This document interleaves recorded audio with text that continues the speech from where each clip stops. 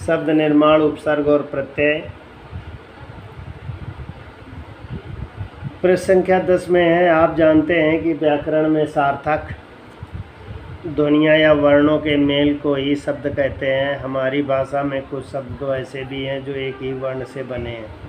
ऐसे आ, ए, ओ, ना अधिकांश शब्द एक से अधिक वर्णों से मिलकर बने होते हैं। शब्दों का वाक्यों में प्रयोग करके हम अपने मन के भाव, विचारों, सूचनाओं को आदान प्रदान करते हैं। क्या आप बता सकते हैं कि पेड़ पौधे को क्या कहा जाता है? सोचिए, यदि हम पौधों को पेड़ या पेड़ को पौधा कहने लगे तो हम क्या कर सकते हैं? असल में कुछ शब्द मूल, रूढ़ और कोई नहीं जानता है। पेड़, पौधा, पत्थर, आसमान आदि का या उठना, बैठना, हंसना आदि का वही अर्थ क्यों है? ऐसे शब्द मूल शब्द या रूढ़ शब्द कहलाते हैं। इन मूल शब्दों से हम नए नए शब्दों को बना सकते हैं, जिन्हें व्युत्पन्न शब्द कहते हैं। यौगिक रूढ़ शब्द दिन है, दिन में सुदिन है, दैनिक है, दिनमान है, दुर्दिन है, दिनकर है, प्रतिदिन है, दिन भर है, दिन प्रतिदिन है। मान में बनाना है, सम्मान है, विमान है, अनुमान है, मानित है, मान्य है, मानक है, मान्य, सम्मान है, मान अपमान है, सम्मानपूर्ण। बल है, प्रबल है, बली है, दलबल है, सबल है, बलवान है, बल प्रयोग है, निर्बल है, बलशाली है। अतः जो विद्यार्थी हैं, कक्षा 7 के पढ़ने वाले, इसमें दिन और मान और बल से उत्पन्न होने वाले शब्दों को बनाएंगे। इधर प्रश्न संख्या 9, ये पुराना हम लोग पढ़ चुके हैं पहले क्लासों में, जो इस प्रकार है। ये हमने जाना। प्रश्न संख्या 6 में है, भाषा के 2 रूप होते हैं, मौखिक और लिखित। हिंदी देवनागरी लिपि में लिखी जाती है। भाषा की सबसे छोटी इकाई को वर्ण कहते हैं। हिंदी में स्वरों के 2 रूप होते हैं, मूल रूप और मात्रा रूप। अनुस्वार, बिंदु, नासिक, ध्वनि, व्यंजन, अंगा, इया, अड़ा, नामा और नासिक चंद्र बिंदु स्वरों का गुण स्वभाव है। स्वर रहित व्यंजन को स्वर सहित व्यंजन से जोड़कर संयुक्त अक्षर बनाते हैं। किसी शब्द में वर्णों के उचित क्रम को वर्तनी कहते हैं। उसके वर्णों को अलग अलग दिखाएं तो वर्ण विच्छेद कहते हैं। इसे विद्यार्थी लिखेंगे। भाषा किसे कहते हैं? प्रश्न संख्या 7 में भाषा के 2 रूप कौन है? भाषा में सबसे अधिक कौन सी भाषा बोली जाती है? हिंदी की भाषा किस लिपि में?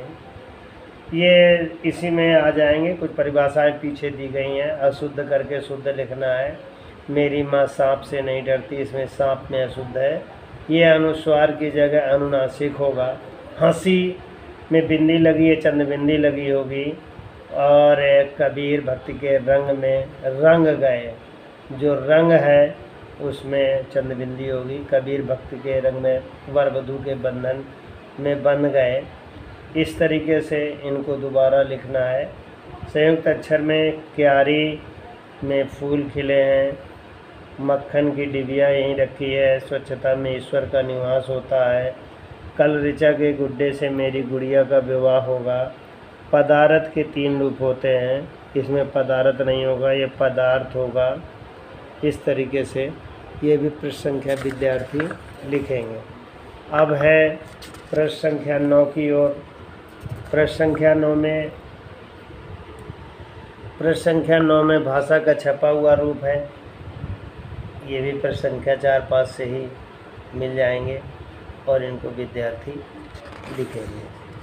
अब दूसरा पेज नंबर 11 में आता है। ऊपर दी गई तालिका में मूल शब्द से व्युत्पन्न शब्द बनाने की विधियां समझाई गई हैं, जो इस प्रकार है। उपसर्ग विधि है, शब्द के प्रारंभ में कुछ शब्दांश जोड़कर शब्द रचना, जैसे प्रतिदिन, सम्मान आदि बनाते हैं। दूसरा है प्रत्यय विधि है, शब्द के अंत में कुछ शब्दांश प्रत्यय जोड़कर शब्द रचना, जैसे बलवान, मानित शब्द बनाते हैं।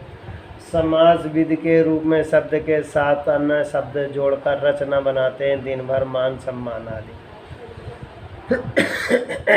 उपसर्ग की परिभाषा इस प्रकार है। इसको अंग्रेजी में प्रीफिक्स कहते हैं। जो शब्दांश किसी मूल शब्द के प्रारंभ में जुड़कर उसका अर्थ बदल देते हैं, उन्हें उपसर्ग कहते हैं। इसकी परिभाषा विद्यार्थी लिखेंगे। हिंदी के अपने शब्दों में देशज, तद्भव अतिरिक्त अनेक शब्द और उनके उपसर्ग संस्कृत तत्सम है, अरबी, फारसी, विदेशी भाषाओं से भी आए। उपसर्ग मुख्यतः 3 प्रकार के होते हैं। हिंदी के उपसर्ग, संस्कृत के उपसर्ग, अरबी फारसी के उपसर्ग। हिंदी के उपसर्ग जो संस्कृत के शब्दों से प्रायः उत्पन्न होते हैं उसे हिंदी के उपसर्ग कहलाते हैं। ये विद्यार्थी लिखेंगे और याद भी करेंगे।